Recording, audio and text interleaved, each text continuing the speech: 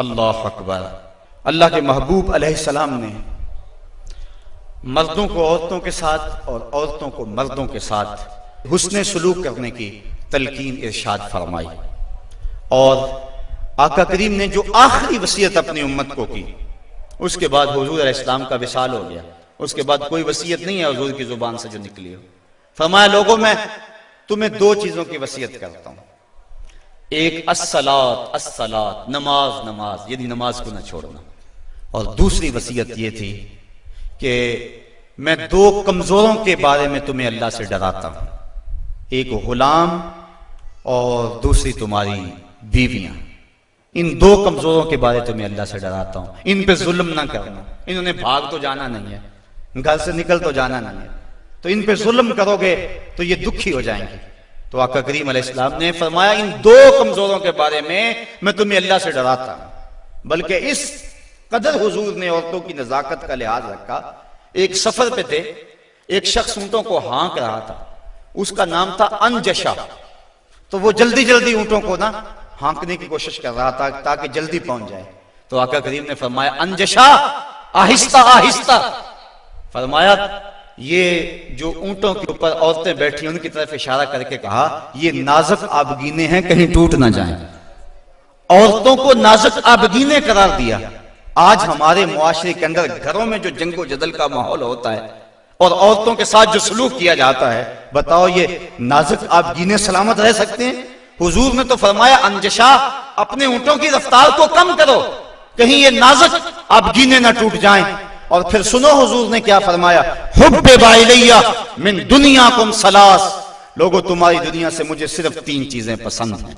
रंगो नूर से सजी हुई ये कायनात तुम्हें मुबारक हो। ये बज़्म कवाकब का नूर, ये अफलाक, ये जमीन, ये लहलहाते हुए सब्जे, ये कायनात का हुसन, ये कौसे कज़ा की रंगीनियां, ये बहारों के रंग, ये पर्वतों की कितारें, ये मुरगन गजाएं, ये अनवा अक़साम के फल, जिंदगी का सारा हुसन, ये मौसमों का नूर और रोशनी, सब कुछ तुम्हें मुबारक हो। फरमाया, मुझे तो सिर्फ तुम्हारी दुनिया से सिर्फ तीन चीजें पसंद है। ये नहीं कहा मेरी दुनिया से, कहा तुम्हारी दुनिया से। बल्कि एक हदीस के लफ्ज़ हुजूर ने यूं फरमाया कि मेरी मिसाल ऐसे है तुम्हारी दुनिया के साथ, जिस तरह कोई मुसाफिर गुजर रहा हो और रास्ते में कोई दरख्त हो और वो चंद लम्हों के लिए उसकी छांव में बैठ जाए।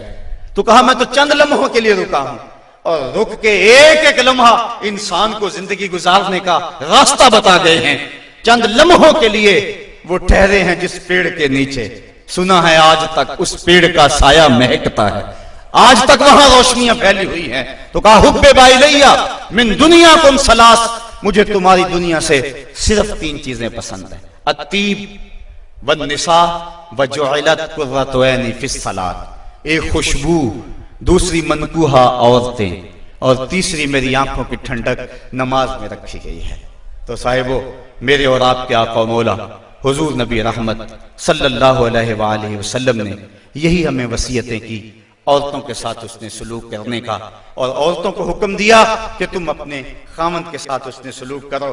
बल्कि फरमाया कि अगर अल्लाह के अलावा किसी को सजदा जायज होता तो मैं बीवी को हुक्म देता कि वो अपने खामन को सजदा किया करे। औरत को यह भी इज़्ज़त नहीं है कि वो मर्द की इजाजत के बगैर घर से निकले। अगर मर्द पाबंद करना चाहिए, औरत को हिम्मत नहीं है कि निकले, शरीयत ने मना किया। बल्कि हुजूर ने इरशाद फरमाया, जब कोई औरत मर्द की रिजा और इज़्न के बगैर घर से बाहर निकलती है तो आसमानों के सारे फरिश्ते उस औरत पे लानतें नाज़िल करते हैं।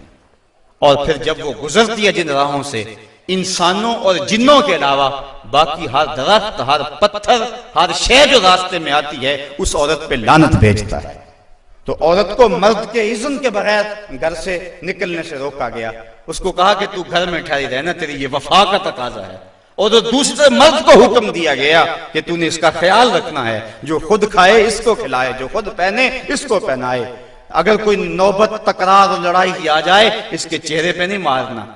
बाज़ उलमा ने कहा कि अगर मारना नागुज़ीर हो जाए, जिस तरह के सूरह निसा में अल्लाह ताला ने फरमाया कि अगर उनसे कोई ऐसा काम सरजद हो जाए तो फिर उनको मार लो, तो उसकी शर्त लगाई कि मार अलम वाली ना हो, बल्कि उससे ज़हनी तकलीफ पहुंचाना मकसूद हो। और बाज़ ने कहा कि मिसवाक की मिकदार के अंदर रुई लेकर उस रुई का एक डंडा बनाया जाए और रुई उस औरत को मारी जाए। अब बताओ, रुई के डंडे मारने से औरत को कोई तकलीफ होगी, या सलहाना पकड़ के उसको मारोगे तो कोई तकलीफ होगी?